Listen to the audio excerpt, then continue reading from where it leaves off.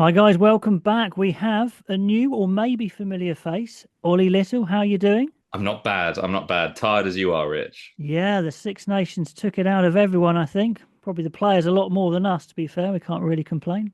It was very entertaining. And Oliver Little, you may know as the host of the Rugby Paper Podcast, but tell us a little bit about yourself. Yeah, I mean, podcast has been going for about 3 years. We're taking a little bit of a break at the moment, hopefully to come back in time for the Lions series. I work in the city as well, and then I'm also a personal trainer. So, bit like spinning a lot of places. Currently, nearly 9:30 in the evening when we're recording. Yeah, So that probably sums up sort of the standard. life of rugby content creation as well as juggling. In your case, kids, but in my case, two other jobs as well. Yeah, and you've been moving around. You're no longer a student, but you're still in a student room, or are you? Not in a student room. I treat it like a student room Right. in that I probably won't show you the surroundings, but there's a poster behind me. There are tons of posters elsewhere, living with a couple of mates and my brother as well. So, depending on who you are, probably not the type of house you'd want to be a part of. Anyway, and you It's may good be seeing fun. more of Oliver on the channel. What's the plan? What are your plans? I've pretty much given you a carte blanche to do what you want. Yeah, I mean, really looking forward to it, to be honest. I racked my brains. And I think a source of inspiration was actually my most recent chat with Lewis Liner on the Rugby Paper podcast, which was one of the most enjoyable episodes I've filmed. In that, I actually gave the columnist who I usually record with the week off because I figured Lewis and I grew up 15 doors apart, basically. We never really Really? crossed paths with my brother a couple of times, etc. But I was like, you know what? Two 25, a 25 and a 24-year-old, let's just get into it. And I figured it might be a great thing to do for your channel and going forward, getting to Yeah. know the characters of the Gallagher Premiership, and obviously in Lewis Liner's case, European rugby as well. Everyone's got a story, everyone's got setbacks they've been through, everyone's got little idiosyncrasies, things they love to get up to in their own time. With Lewis, we discussed obviously he's just torn his LCL, his transition into Italian rugby, his dad, but also things like Call of Duty and messing about with the Quins lot and stories like that. So Yeah. I mean, sit everyone has down for an hour with stories. someone. Exactly. Everyone has stories. Everyone has sort of things that drive them. So getting into that with and bringing some of the characters that we watch on TV to life is something that I love, and hopefully people will love listening to or watching. Yeah, no, I think we will as well because I'm excited by it. Because I mean, when we interview players, it's often about the game and about things like rugby things, but actually getting into the stories, the person behind it is Yeah. super interesting. So, really can't wait to see what you come up with in, the next months, etc. And I'm sure we'll touch base as well about Lions and things like that. So, no, great to have you on board. Absolutely. We're Yeah. delighted about that. Looking forward to it.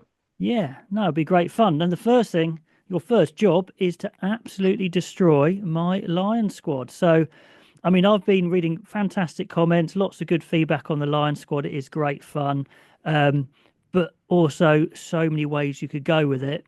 Go on, go for it. Where should I change my squad? And I am persuadable, I think, on some of these.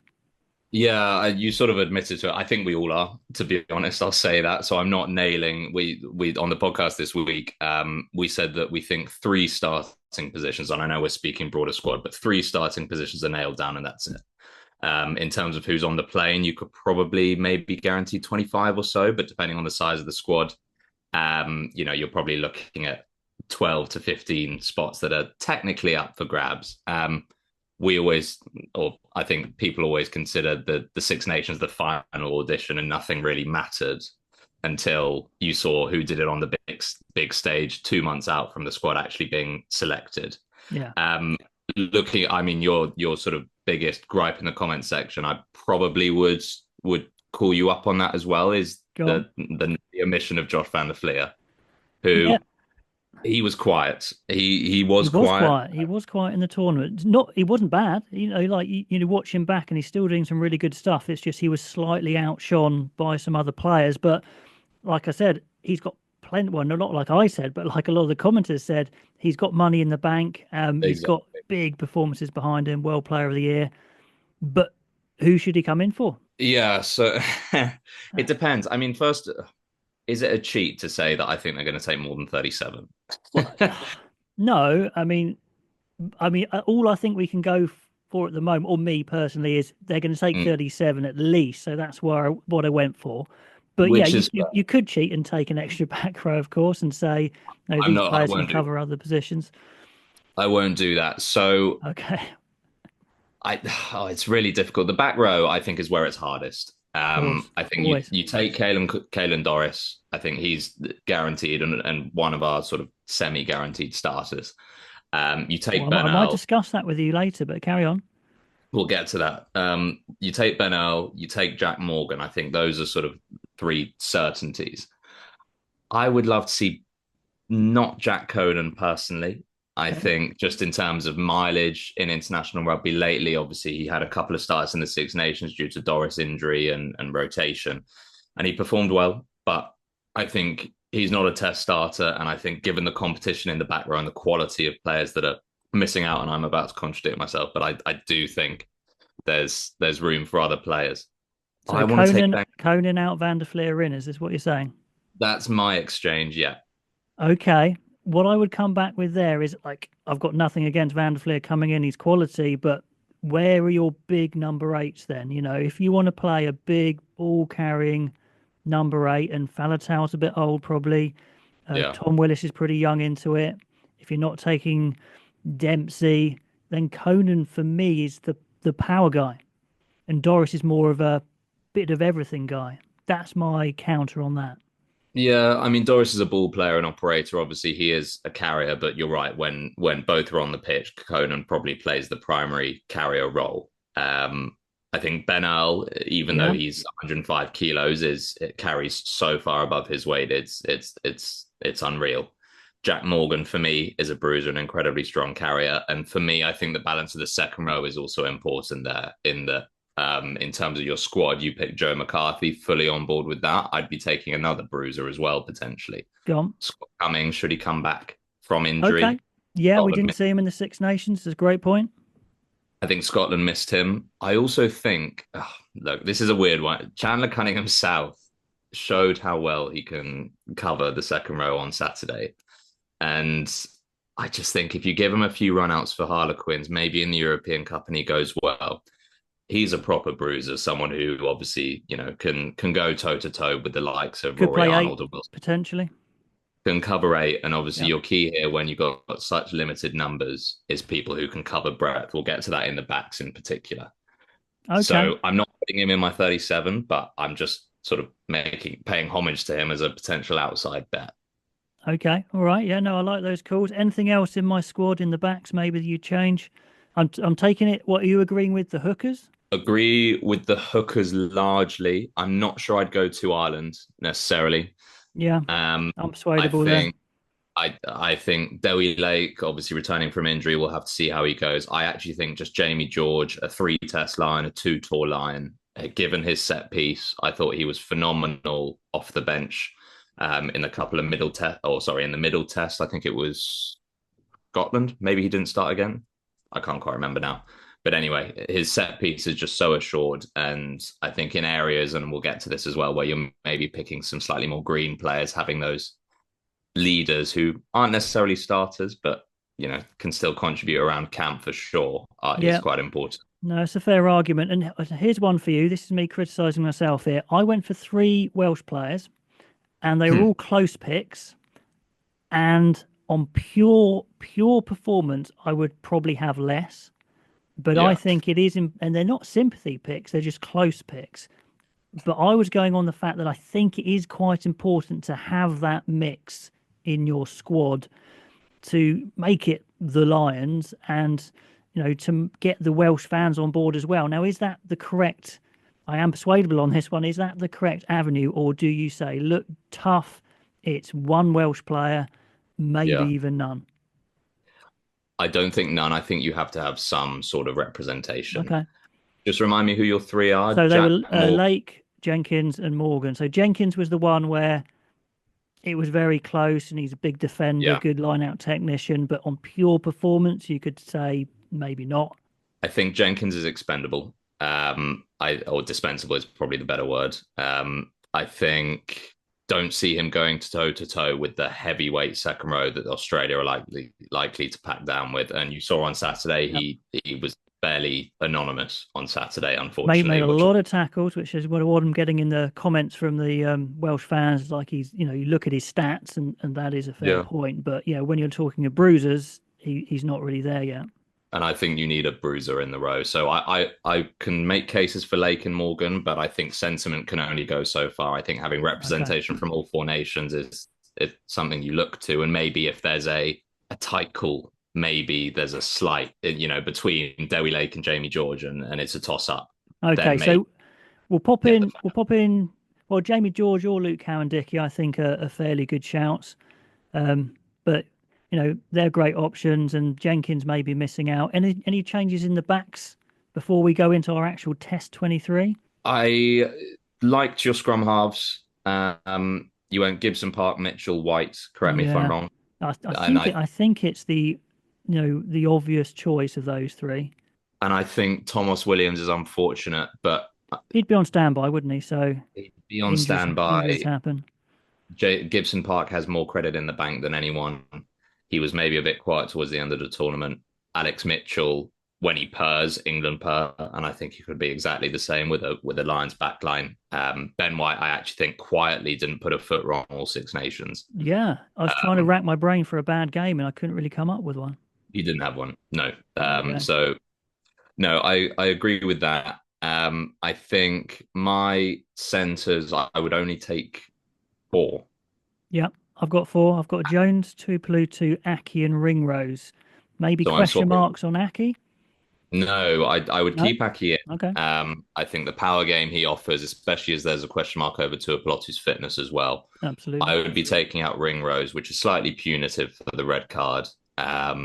But also I think generally Henshaw was more abrasive, more physical, more impactful in the minutes that he got. And obviously the Ireland are kind of rotating between the three at the moment. I think they just need to settle on two. I think their best midfield is Aki at 12 and Henshaw at 13. And so I think you reflect that in who you take on the tour, to be honest.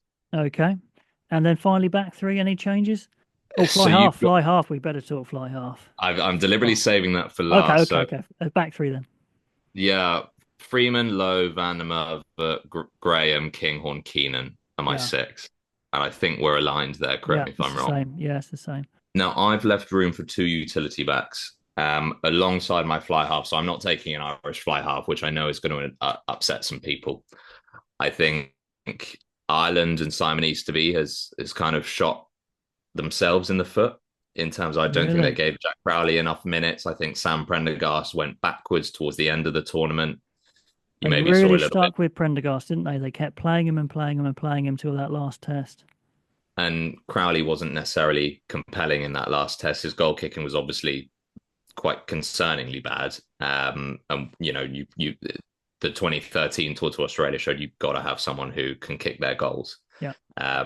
Finn Russell, there's a question mark there after the England game, but I think he'll be Yeah, I think obviously his goal kicking stats are actually pretty good, but he certainly very had a good. big Yeah, off day on England. Yeah. but I've got Marcus Smith as well, so I've got Okay. the two Smiths like you do, and then I'm making room, and I've slightly lost count here for Tom Jordan. So sorry, are you not taking Finn Russell? I'm taking Finn Russell. You are Yeah, taking Finn Russell. Okay. take it. Yeah, absolutely. So Russell, three, the two are you Smiths, saying Marcus Smith's a utility or fly half? utility. Okay.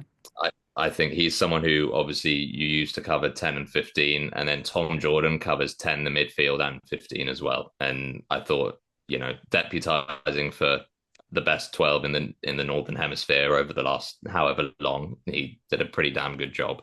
Yeah, and I think Jordan would be that dark horse, wouldn't he? He could definitely make it, but still someone who came up right on the rails there. Have I miscounted? Have we Probably, have we got one too many? probably, but it doesn't really matter. Just discussing the options, that's fine. But anyway, okay, so we could pretty much pick anyone for our test 23. So let's go for it. Let's talk about this test 23. I mean, is it best Mm. players or is it balance?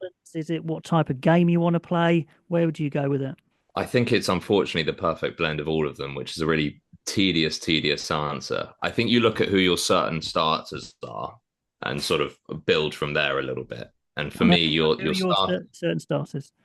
Dan Sheehan, Yep, Maro Itoje, agree. Hugh Jones Yep, are my yep. three. Okay, just That's three. it. Yep. Fine. Yeah.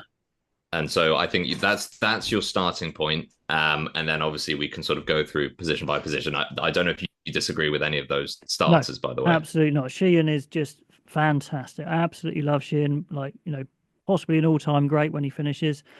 Um, yeah, and Jones, I don't think we can really argue with that unless Tuipulotu comes back fit and they want to play him at 13, which is an option. Um, but anyway, okay, let's go for it. So, surrounding Sheehan, do you go for units? Do you go for kind of like the Irish front row to start with and then bring on maybe an English, or do you mix it up? I think you mix it up. I think something that Steve Borthwick did quite into, or still does, less so now, quite intelligently, certainly in the era of Dan Cole and Joe Marler, when they were seen as England's go-to scrummagers, he had one of them on the pitch at any one point, at least. So when Yep. you bring off, to just keep the scrum stable. So at tight head, for example, if you're regarding Tyg Furlong as your go-to scrummaging prop, you have him in the 23. You have him in the 23. Yeah, I mean, obviously we didn't see him much in the Six Nations, but he's got so much, in the bank. And when he came back in that last game, I was, watching him like a hawk, and he was moving fantastic, which is Yeah. always a great sign. Yeah, I think the class of Furlong is in the 23. Does he start for you? At the moment, no, fitness depending. And I think you start with Azander Fagerson, who is always phenomenal. I think he made 60 odd carries in the Six Nations or something like that, which for a tight head prop is just ridiculous. Scrummaging, solid enough. But Yeah, obviously, not so sure there. you did you I would counter this that I think Will Stewart has to be in the 23. On what we've seen in the Six Nations and previously, I think he is the form tight head. I think he's a better scrummager than Fagerson. Maybe not, carrying has gone up, footwork's gone up. I think he's the man. I think he has to either start or be on the bench. And I've got him starting. I think he's okay, been that good. okay. Would you fight that one? No, I think it's tough. I think it's tough. Will Stewart is a curious case we have on the podcast where I think Nick, who's our scrummaging expert, refuses to jump on the bandwagon. Okay. I think as long as Furlong is on the bench, I'd be fine with either Stewart or Fagerson starting. I don't quite have enough faith in their test scrummaging just yet to not have the dependability of Furlong coming off the Furlong on the bench. bench would be fantastic. I think really, really good. So you happy with Stewart starting, Furlong on the bench? We can go with that. Yeah. Okay, okay. And if it comes to a tight one, then we can go your way as well. Okay. So Sheehan and Stewart, who starts at loosehead? I still think Andrew Porter in terms of, I think against France, I think he got pinged 3 or 4 times certainly in the first half, and I think people are maybe starting to cotton on to the not scrummaging straight Yeah. piece. Yeah.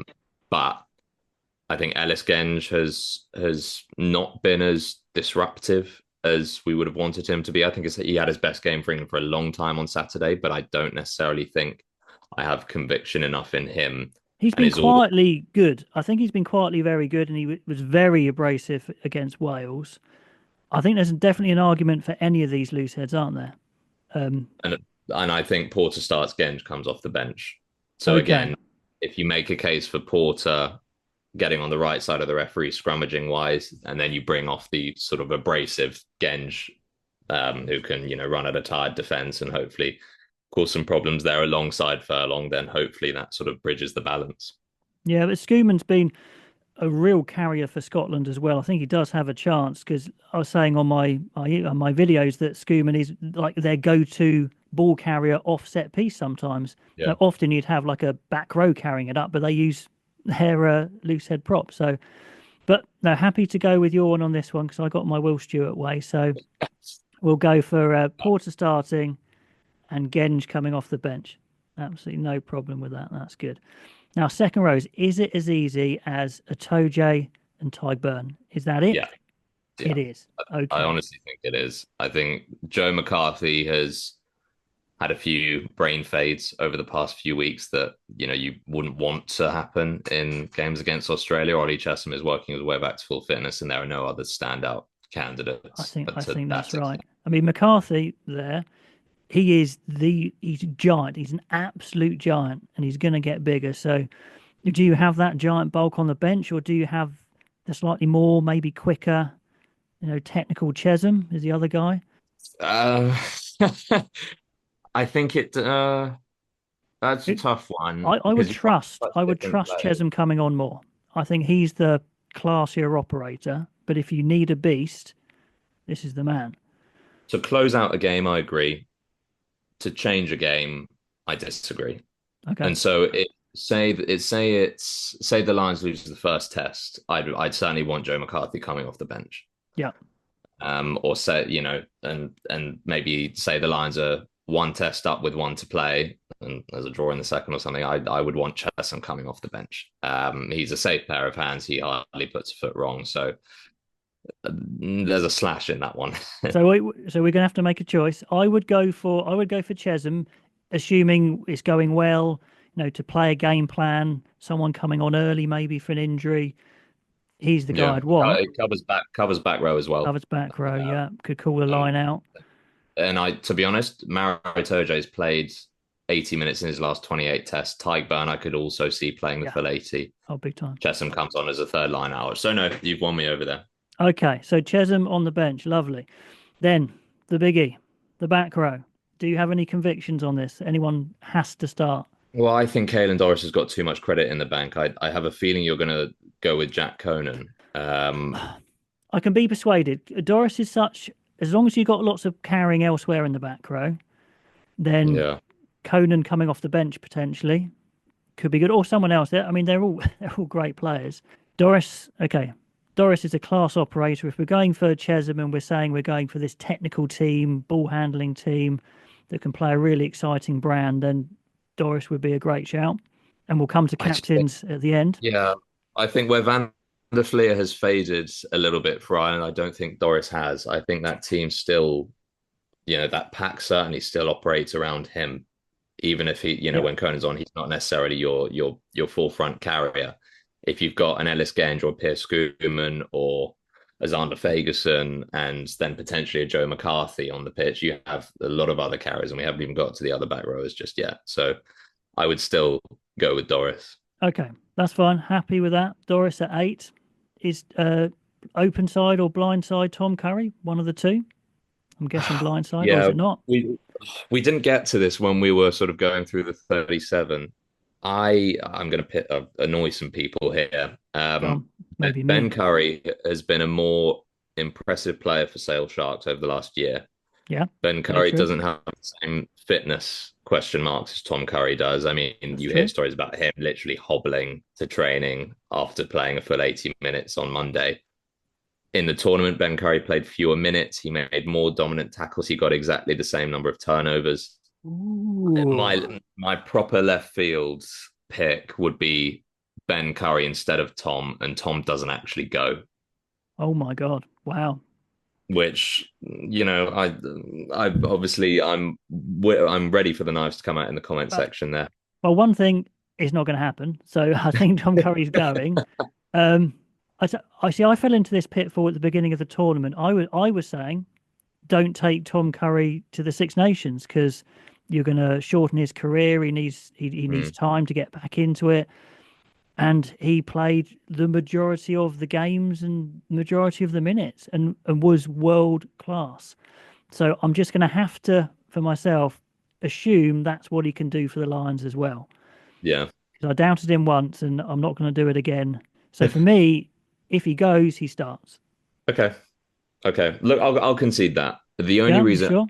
yeah, and the only reason I am saying Tom Curry maybe doesn't even go is because I maybe wrongly conflate the two Currys in terms of their skill sets. They are different players. Tom covers 6, 7, and 8. Ben is more of an out and out 7. Tom is probably a little bit heftier. Ben is a bit quicker around the park. Yeah. But at the same time, given the competition for places in the back row, I'm not sure you can take both. And for me, Ben Curry is you can have more faith in him staying in one piece, one. But Well, also, I think that's for sure. I think that is for sure. I think he's been the more impressive operator in the less time that he's had for England. So are you saying you'd have him at 6? I'd have him at 7. Okay. So who I'd would you have have? So if you've conceded, you've let me have Tom Curry at 6, but who would you have at 6? Jack Willis. Oh, right. Jack Yeah. Willis. And we didn't get to this again. I know we sort of the back row could take an hour to discuss. Yeah. The big question mark about Jack Willis, and we'll get to this with the fullback as well, is the top 14 final is on June 28th, which I It think is. is the same day the Lions play the Western Force, and the semi-final is the week before when the Lions play Yeah. Argentina. That's the warm-up game, Jack yeah. Willis, it gives Jack Willis two tests to come in and make things happen. And he might be absolutely battered to pieces from the Very final. possibly, very possibly. And there's the time adjustment and etc. But I just think he's been the best back row in the toughest league in the Northern Hemisphere, and Yeah. I just don't think you can look past that. No, I kind of went more for the kind of not ethical, but I don't know what the right word is. The more the kind of I want players who are playing for their country, and if there are ones that are good enough, I would take them. And the fact that it's not Jack Willis's fault. I completely understand that. His club disappeared. He had to go somewhere. He lands up at the best club maybe in the world. So why wouldn't you? So the ideal situation would have been he was given an exemption to be picked for England for the Six Nations, and that's why he goes. But just because he hasn't played the international rugby, it runs into the Lions. I've heard on no, but if he was picked, I'd be blooming excited about it.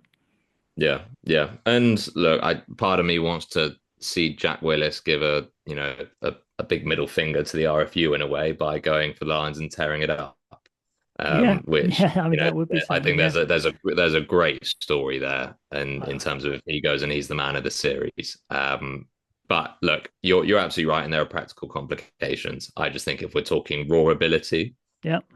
he covers 6, 7, and 8. He's played all three for Toulouse to world class degrees. Or do you want Jack Willis in the back row then? Would you want him at 7? I'd have him Willis, Curry, doesn't matter which one, and then Doris would be my back row.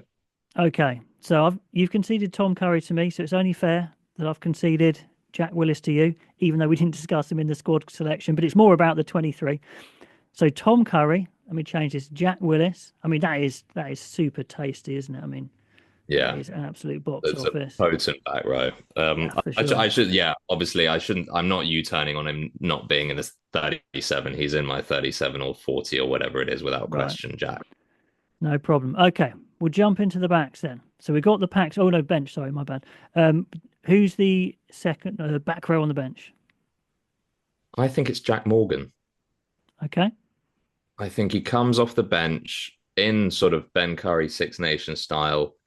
Tired defense. He's imperious over the ball. He's a hefty carrier. He covers 6 and 7. I think it's Jack Morgan, especially if you've got your line out option in a Chesham or a McCarthy. I don't think you need another back rower who is a line out option in the same way. So for me, undoubtedly Jack Morgan. So the question is, would you go for a 5-3 split or a 6-2? I kind of lost count, I'll be honest. What are we at the moment? So we've picked 4 forwards on the bench.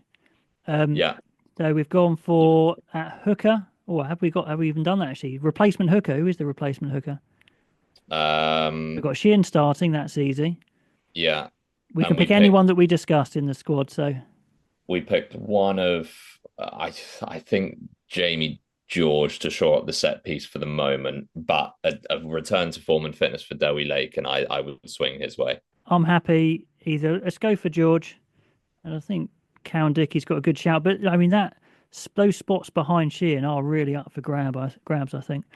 And then we had Genge on the bench and Furlong and Chesham coming on second row. So do you want 2 back rows on the bench or 1? I want 2, and I want Jack Morgan and Ben Earl. Well, I was going to say, when you said Jack Morgan should be on the bench, I was going to counter with, what about Ben Earl? So yeah, cool. I was Ben Earl, but he's wearing 20 or 21, sorry, just because he covers the midfield as well. It's a possibility, isn't it? If you need him, it's very useful. Chesham could cover the back row as well, so you got a bit more there. So he's like kind of a 6 cover as well. Doris could cover 6. Yeah. Cool. So we got Morgan and Earl both on the bench, so that's some power coming on. Starting pack is all Ireland and England. I think that's right, just because Scotland's pack is their problem. I think we'll find Scotland's the back line is probably majority Scotland. Could be. I've got four Scots in mind. So we'll Okay. obviously get that. But yeah, All right, let's jump straight in then. So starting nine, Gibson Park's got so much in, points in the locker, money in the bank, whatever you want to say. Is it simple as that? He starts, even though he didn't have maybe his best Six Nations. he's got too much. I mean, he was player of the match against Wales. He's got True. too much in the bank.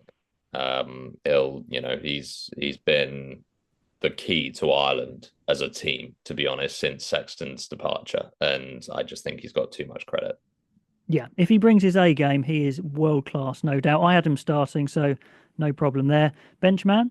Tougher and probably up for grabs and based on the next few months. My inkling is Mitchell, just based on all-round game. However, I would have no issues with Ben White. So if you want to go the other way, I'm happy to do so as well.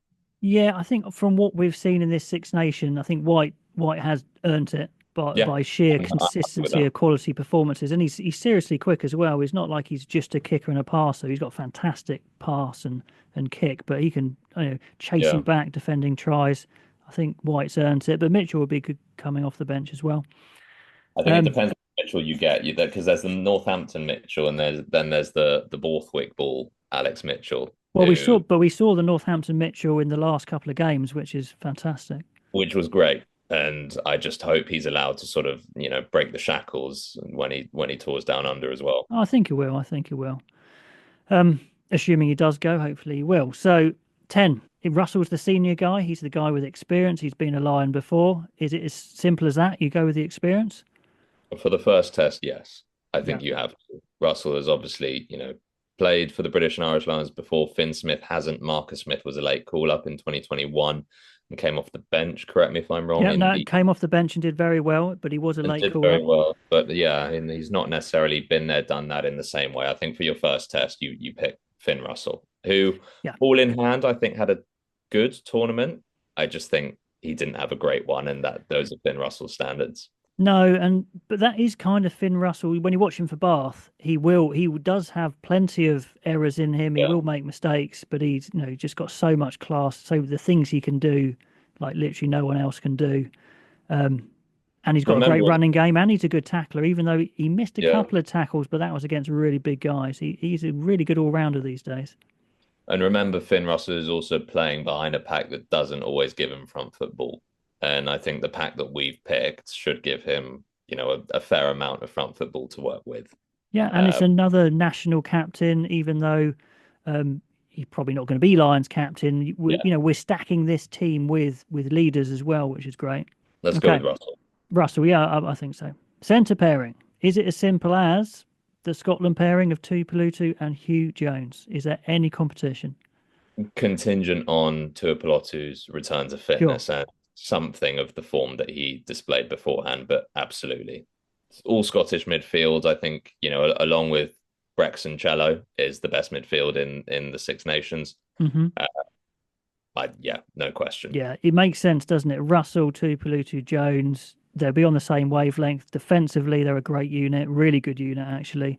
There's everything there. I would be so excited to see those three go behind the English and Irish pack. It seems like a potentially winning combo, doesn't it? Mm, Wingers are tricky, though.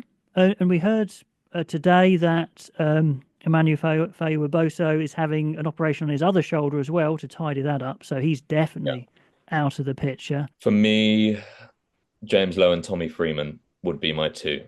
I think obviously Tommy Freeman has been phenomenal this Six Nations. He proved me wrong in that I was I think he was two tries in his first 16 tests for England, and I had the sort of question: is he an arch finisher? Well, the Five tries thing on the back. is, with this whole thing of you proving you wrong, it's an interesting one. We were chatting about this earlier, weren't we? That players change, they improve, they have Yeah, dips, and Tommy Freeman, the question I had about him was class operator, is he quick enough? Is he a finisher? And he stepped up massively. And what he's done, which is what, we really wanted him to do, is he's working everywhere now. He's not just waiting out on the wing. He is a decent finisher, but he's smashing in midfield. He's taking the high balls. He's bulked yeah. up. He is a serious unit. He is absolutely a beast. And he goes looking for work as Well, big well. time. He's everywhere. And, obviously we could have a discussion about 13 and he slotted in there fairly seamlessly. I actually think, I'd like to see him go to 13 for England pretty permanently. He probably will. I think he probably will. But for the moment, I think, is he one of the two best wingers in the British Isles? Yes, absolutely. And I think James Lowe's the other one in terms of overall completeness of their game. Yeah, and you're talking about complete rugby players, Lowe and Freeman. These guys are ballers. These guys can Yeah. make things happen. And they're strong and they're powerful. They can offload. They can both kick. They can both great under the high ball. For pure pace, maybe you'd go for the Scottish wingers potentially. But when you're talking about Freeman and Lowe, there's not really a comparison there skill wise. Kicking game and aerial game Yeah, as well. I think both of the names we picked are superior. I'd also give a shout out to Darcy Graham, who for I sure. but any time he gets the ball, I think he's absolutely electric. So in the absence of Faye Webo, so if you are looking for that electricity, Hmm. he's your guy. Well, do you have electricity on the bench? We've only got two to play with on the bench now in our backs. Yeah. So do we go for a Van der Merwe or a Darcy Graham, or do we need some more versatility there? Even though we've got Freeman, well, we haven't said the fullback, have we? So who? I mean, it's between Kinghorn and Keenan. Yeah. Yeah, And for me, well, I'm happy to hear your thoughts. For me, Kinghorn has absolutely emerged this Six Nations as the absolute front runner. I think it was maybe Keenan's shirt just before the tournament, but Kinghorn, one of the players of the tournament, danger man with ball in hand, imperious under the high ball, has taken his game to a new level since his time at Toulouse, and I just think it's his. yeah. I mean, at Toulouse, he's competing there with Thomas Ramos. I mean, there is no better competition. And he stepped it up, didn't he? This was a guy who was like, I am the starting Lions fullback. Watch me. I was so impressed. So Yeah, yeah, but Keenan would be great as well. But Kinghorn on form definitely has to start. And then you've got the Scottish backs in there, all on the same wavelength, in their key positions. I think it makes a lot of sense. So one more then. Who goes on the bench? Do you go power man or pace man, or do you go for another versatility? so we've got Ben L potentially covering 12. We've got Yep, Tommy Freeman potentially covering 13. So I think the yep. midfield is covered. I don't think we need a Bundy Aki coming off the bench. No, I mean you could. I mean you could because you wouldn't ideally want Ben Earl, I guess, to go to 12, or No, you wouldn't ideally want to move your winger off if he's playing well, but we don't have to. I no, it wouldn't be ideal, but I think obviously Blair Kinghorn can cover the wing. I think if Finn Russell goes down injured, you're obviously lacking a natural 10. So I think you need that. But I think also having a difference maker is key. And so I know he's come under the pump, but I'd actually have Marcus Smith on the bench. Yeah, I mean Marcus Smith. Let's talk Marcus Smith. He's really interesting. He's lost his shirt to Finn Smith, Yeah. um, but he's still a hell of a talent, and he's been asked to play 15 and given it his absolute best crack. And he's always going to be a little bit vulnerable, high ball wise, due to his height. Although technically, I think he's pretty good. He's tackling. He's very committed, but again, he's not the biggest. So pure talent, attacking talent. He's got a lot of talent in him. Um, but then the argument is Kinghorn's there, who's played a lot of 10 as well. Played a lot of 10. Is he a Lions Test 10? I don't think No, so. And he's no, not certainly not a Lions Test goal kicker. And so if Finn Russell went down, yeah, I would want a goal kicker coming off the bench to deputise. that's a great point about goal kicker. Yeah, yeah. I think Ben White actually goal kicks a bit, but anyway, That's a good point. So if that's he's a in our squad, no, he's a pretty sure goal kicker. So Marcus Smith, yeah, and again, get in the comments, guys. I'm sure plenty will disagree with that, and there's a good argument against it. But if we're going, especially if we're going 6-2, then someone like a Tom Jordan or Marcus Smith Yeah. would be the guys, wouldn't they? Tom Jordan is a good shout as well, covering centre and 10 may even be more useful than covering 15 and 10. Potentially, Freeman could go 15. Anyway, I'm happy with it. I'm a Marcus Smith fan. Happy to take a bit of flack on that one. Okay, we've got our 23. There it is. I'll pop it all this stuff, all the captions down below, all the graphics. And then the final thing before you go, Ollie, Yeah. the easy thing, no, of picking a Lions captain. Look, the toss up is still obvious to me. I think it's between Doris and Itoje. Finn Russell, I think, plays better when he doesn't have the proverbial armband around his arm. Tuipulotu has obviously done a phenomenal job with Scotland, but I think it's one of Itoje or Doris. Yeah. People are saying Itoje has emerged as the front runner, and I think I agree. He's been a Lions animal ever since he first put the shirt on.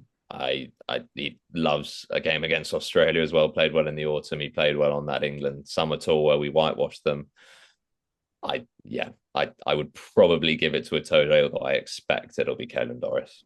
Well, I put it out to a vote, and the majority agree with you. It's over half towards Maro Itoje. And Doris would be a good captain, and Jack Morgan's kind of the other outside shout, I guess, who again would be a great leader by example. But I think throughout the Six Nations, Itoje's emerged as, I think, probably the most likely starter of the three. A guy who's most likely to play the full 80 of the three, maybe, just about. And they're both fairly recent captains, I guess. But Itoje's got 2 tours. He's got 2 Lions tours behind him. And he started 5 of the tests and bench for the other tests. So he plays in the tests. Yeah. And he's matured. He's got all that experience behind him. So I think he's ready now. When in the past he probably wasn't.